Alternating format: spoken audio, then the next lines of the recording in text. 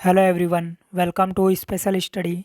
आज के special video में साइंस के इम्पोर्टेंट चैप्टर जो कि है यांत्रिकी मतलब कि मैकेनिक्स से बनने वाले इम्पोर्टेंट क्वेश्चंस को कवर करेंगे। और इस वीडियो में उन्हीं क्वेश्चंस को कवर करेंगे जो कि अब तक पिछली एग्ज़ाम में पूछे जा चुके हैं। और ये बता दूं कि पार्ट 2 रहने वाला है। इससे पहले मैंने पार्ट 1 वीडियो अपलोड कर चुका हूँ। तो चलिए शुरू करते हैं। हमारा क्वेश्चन नंबर 41 है, प्रत्येक क्रिया के बराबर व विपरीत दिशा में एक प्रतिक्रिया होती है, यह न्यूटन का कौन सा नियम है? तो प्रत्येक क्रिया के बराबर व विपरीत दिशा में एक प्रतिक्रिया होती है, यह न्यूटन का तृतीय नियम कहलाता है। काफ़ी बार पूछा है दोस्तों, याद रखिएगा। 42 नंबर क्वेश्चन, जल में तैरना न्यूटन की गति के किस नियम के कारण संभव है? तो जल में जो तैरा जाता है वो न्यूटन के तृतीय नियम के द्वारा संभव है, याद रखिएगा इसको भी। 43 नंबर क्वेश्चन, कोई पिंड तब तक विरामावस्था में ही बना रहेगा जब तक कि उस पर कोई बाह्य बल कार्य नहीं करता, यह कथन किसका है? तो यह जो कथन है यह कथन है न्यूटन का। बढ़ते हैं आगे। 44 नंबर क्वेश्चन है, बल की परिभाषा आती है। तो जो बल की परिभाषा आती है ये न्यूटन के पहले नियम से निकल कर आती है, याद रखिएगा, पूछा गया क्वेश्चन है ये।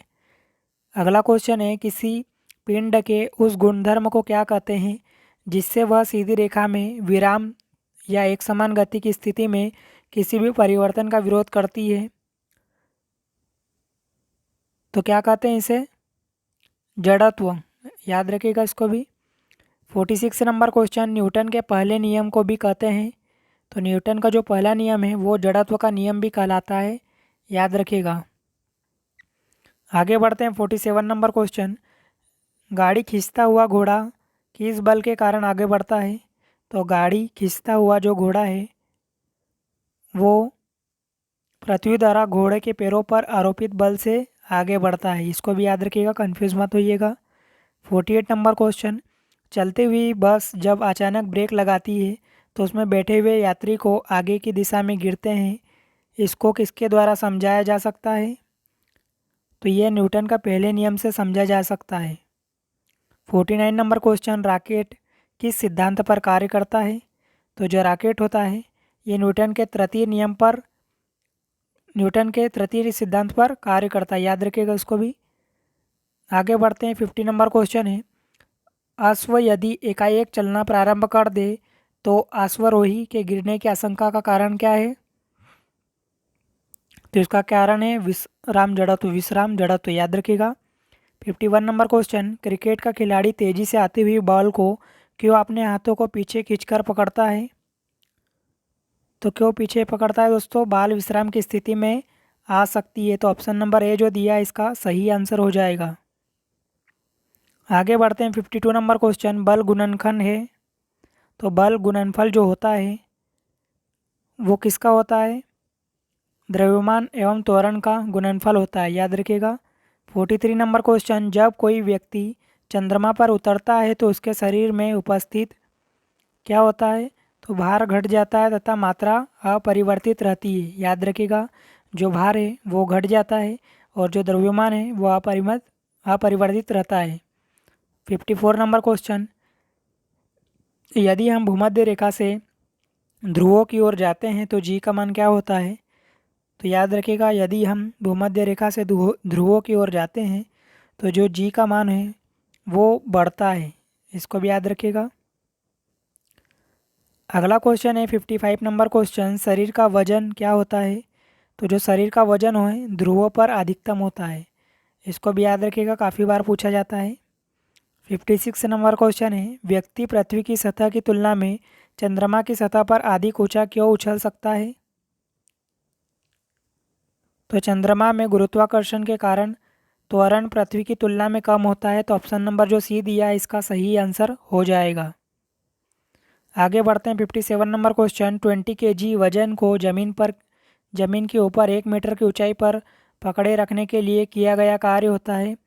तो किया गया कार्य कितना होता है? 0 जूल होता है, ठीक है, याद रखिएगा। 58 नंबर क्वेश्चन, एक व्यक्ति एक दीवार को धक्का देता है पर उसे विस्थापित करने में असफल रहता है तो वह करता है, तो वह क्या करता है? कोई भी कार्य नहीं करता। 59 नंबर क्वेश्चन, पहाड़ी पर चढ़ता एक व्यक्ति आगे की ओर झुक जाता है, क्यों झुक जाता है दोस्तों? तो स्थायित्व बढ़ाने के लिए। ये भी काफ़ी बार पूछा गया है, या याद रखेगा। 60 नंबर क्वेश्चन देख लेते हैं, पीसा की ऐतिहासिक मीनार तिरछे होते हुए भी नहीं गिरती है, क्योंकि तो पीसा की जो मीनार है वो तिरछी होने के कारण भी नहीं गिरती है। इसका रीज़न है इसके गुरुत्व केंद्र से जाने वाली ऊर्ध्वाधर रेखा आधार से होकर जाती है, तो ये इसका सही कारण हो जाएगा। 61 नंबर क्वेश्चन है, जाड़े की रातों में अत्यधिक ठंड पड़ने पर पानी की पाइप फट जाती है, क्योंकि तो क्यों फट जाती है दोस्तों? जमने के बाद पानी का आयतन बढ़ जाता है, ये याद रखिएगा अपना। ऑप्शन नंबर सी इसका सही आंसर होगा। आगे बढ़ते हैं, 62 नंबर क्वेश्चन, पानी से भरी डाट लगी बोतल जमने पर टूट जाएगी, क्योंकि तो क्यों टूट जाएगी दोस्तों? जमने पर जल का आयतन बढ़ जाता है, ये याद रखेगा आप। 63 नंबर क्वेश्चन है, जल के आयतन में क्या परिवर्तन होगा यदि तापमान 9 डिग्री से गिरकर 3 डिग्री कर दिया जाता है? तो क्या परिवर्तन होगा दोस्तों? आयतन पहले घटेगा और बाद में बढ़ेगा, ये याद रखिएगा आप भी। आगे देख लेते हैं, 64 नंबर क्वेश्चन है, एक झील में तैरने वाली इस्पात की नाव के लिए नाव द्वारा स्थापित पानी का भार कितना है? तो जो नाव द्वारा स्थापित पानी का भार है वो होता है नाव के उस भाग के भार के बराबर जो झील के पानी की सतह के नीचे है, तो याद रखिएगा इसको, ये भी बार बार पूछा जाता है। 65 नंबर क्वेश्चन है, किसी कालीन की सफाई के लिए यदि उसे घड़ी से पीटा जाए तो उसमें कौन सा नियम लागू होता है? तो उसमें जो नियम लागू होता है वो गति का पहला नियम लागू होता है। आगे बढ़ते हैं, 66 नंबर क्वेश्चन, सड़क पर चलने की अपेक्षा बर्फ़ पर चलना कठिन होता है, क्योंकि तो किस कारण सड़क पर चलने की अपेक्षा बर्फ़ पर चलना कठिन होता है? तो इसका सही कारण है बर्फ़ में सड़क की अपेक्षा घर्षण कम होता है। काफ़ी बार ये भी पूछा गया है, आईएमपी है। 67 नंबर क्वेश्चन है, रोड़ी युक्त सड़क की तुलना में बर्फ़ पर चलना कठिन होता है, क्योंकि तो किस लिए कठिन होता है दोस्तों? पैर तथा बर्फ़ के मध्य घर्षण बल रोड़ी एवं पैर के मध्य घर्षण बल की तुलना में कम होता है, तो ऑप्शन नंबर बी जो दिया है इस क्वेश्चन का सही आंसर होगा। आगे बढ़ते हैं, 68 नंबर क्वेश्चन, लकड़ी के सिलेंडरकार पात्र को खींचने की जगह लुढ़काना आसान होता है, क्योंकि तो क्यों लुढ़काना आसान होता है? लुढ़कन अवस्था का घर्षण बल फिसलन अवस्था के घर्षण बल की तुलना में बहुत कम होता है, तो ऑप्शन नंबर बी जो दिया इस क्वेश्चन का सही आंसर हो जाएगा। 69 नंबर क्वेश्चन है, एक नदी में चलता हुआ जहाज समुद्र में जाता है तब जहाज का स्तर क्या होता है? तो तब जहाज का स्तर जो होता है वो थोड़ा ऊपर उड़ जाएगा, ठीक है। 70 नंबर क्वेश्चन है, लोहे की कील पारे में क्यों तैरती है जबकि यह पानी में डूब जाती है? तो ये किस लिए होता है? लोहे का घनत्व तो पानी से अधिक है तथा पारे से कम, तो ये ऑप्शन नंबर जो सी दिया है इस क्वेश्चन का सही आंसर हो जाएगा। 71 नंबर क्वेश्चन है, जब एक ठोस पिंड को पानी में डुबोया जाता है तो उसके भार में हानि होती है, यह हानि कितनी होती है? तो ये होती है विस्थापित पानी के भार के बराबर। 72 नंबर क्वेश्चन, बर्फ़ पानी में तैरती है परंतु एल्कोहल में डूब जाती है, क्योंकि तो किस कारण डूब जाती है? बर्फ़ पानी से हल्की होती है तथा एल्कोहल से भारी होती है, तो ऑप्शन नंबर जो डी दिया है इस क्वेश्चन का सही आंसर हो जाएगा, याद रखिएगा। 73 नंबर क्वेश्चन है, स्टील की गोली पारे में तैरती है, क्योंकि तो स्टील की गोली जो होती है पारे में तैरती है किस कारण?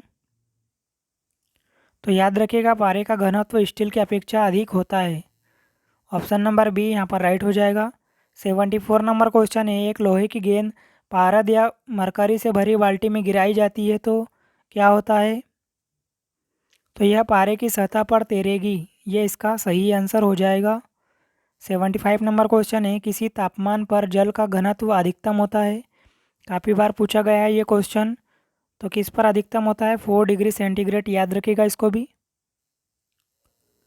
आगे बढ़ते हैं, 76 नंबर क्वेश्चन, वस्तु की मात्रा बदलने पर अपरिवर्तित रहेगा? तो वस्तु की मात्रा बदलने पर अपरिवर्तित रहता है घनत्व, ये भी पूछा जाता है काफ़ी बार। 77 नंबर क्वेश्चन, तैराक को नदी के मुकाबले समुद्र पानी में तैरना आसान क्यों लगता है? तो तैराक को नदी के मुकाबले समुद्र पानी में तैरना आसान इसलिए लगता है क्योंकि समुद्र पानी का घनत्व साधारण पानी से ज़्यादा होता है। ठीक है, ये इसका सही कारण होगा। अगला क्वेश्चन है, बादल किस कारण से वायुमंडल में तैरते हैं? तो जो बादल है वो निम्न घनत्व के कारण वायुमंडल में तैरते हैं, याद रखिएगा इसको भी। आगे बढ़ते हैं 79 नंबर क्वेश्चन, समुद्र में प्लवन करते आइसबर्ग का कितना भाग समुद्र की सतह से ऊपर रहता है? तो कितना भाग ऊपर रहता है? 1/9। ये भी पूछा जाता है क्वेश्चन, तो याद रखिएगा। 80 नंबर क्वेश्चन है, बांध के नीचे की दीवार मोटी बनाई जाती है क्योंकि? तो किस कारण मोटी बनाई जाती है? गहराई बढ़ने के साथ द्रव का दाब बढ़ता है। तो ये ऑप्शन नंबर ए दिया है, इस क्वेश्चन का सही आंसर होगा। 81 नंबर क्वेश्चन है, बर्फ़ पर स्केटिंग करना प्रदर्शित करता है कि दाब बढ़ाने पर बर्फ़ का गलनांक? तो बर्फ़ का जो गलनांक होता है वो क्या होता है? घट जाता है, याद रखिएगा। ऑप्शन नंबर बी यहाँ पर राइट होगा। आगे देख लेते हैं 82 नंबर क्वेश्चन, चौराहों पर पानी के फुहारे में गेंद नाचती रहती है क्योंकि? तो किस कारण चौराहे के पानी पर फुहारे में गेंद नाचती है? तो पानी का वेग अधिक होने से दाब घट जाता है, ये इसका सही कारण हो जाएगा। 83 नंबर क्वेश्चन है, भारी हिमखंड शीर्ष की अपेक्षा निचले तल से पिघलता है क्योंकि? तो किस कारण निचले तल से पिघलता है ये? तो निचले तल का दाब अधिक होने के कारण गलनांक घट जाता है। तो ऑप्शन नंबर बी यहाँ पर राइट हो जाएगा। आगे देख लेते हैं 84 नंबर क्वेश्चन, दलदल में फंसे व्यक्ति को लेट जाने की सलाह दी जाती है क्योंकि? तो किस कारण दलदल में फंसे व्यक्ति को लेट जाने की सलाह दी जाती है? तो इसका सही कारण होगा क्षेत्रफल अधिक होने से दाब कम हो जाता है। ये काफ़ी बार पूछा भी गया है एग्ज़ाम में, तो याद रखिएगा। 85 नंबर क्वेश्चन है, बर्फ़ के दो टुकड़ों को आपस में दबाने पर टुकड़े आपस में चिपक जाते हैं क्यों? तो किस कारण चिपक जाते हैं? दाब अधिक होने से बर्फ़ का गलनांक घट जाता है, ये इसका सही कारण हो जाएगा। तो उम्मीद है कि आपको सभी क्वेश्चन अच्छे लगे होंगे। और भी क्वेश्चंस इंपॉर्टेंट रह चुके हैं तो उसको मैं नेक्स्ट पार्ट में लेके आऊँगा। अगर इसमें मैं करूँगा तो ज़्यादा लंबा वीडियो हो जाएगा जो कि आप बोरियत फील करोगे, इसीलिए मैं छोटे छोटे पार्ट में वीडियो बना रहा हूँ। तो चलिए, अगर वीडियो आपको अच्छा लगा हो तो प्लीज़ लाइक कीजिएगा, चैनल पर नए हो तो सब्सक्राइब कीजिएगा, साथ में बेल आइकन को भी प्रेस कीजिएगा और अपने दोस्तों के साथ ज़रूर इस वीडियो को शेयर कीजिएगा और सब्सक्राइब करके सपोर्ट ज़रूर कीजिएगा हमें। तो चलिए मिलते हैं नेक्स्ट क्वेश्चन के साथ नेक्स्ट वीडियो में। जब तक के लिए जय हिंद, ऑल द बेस्ट।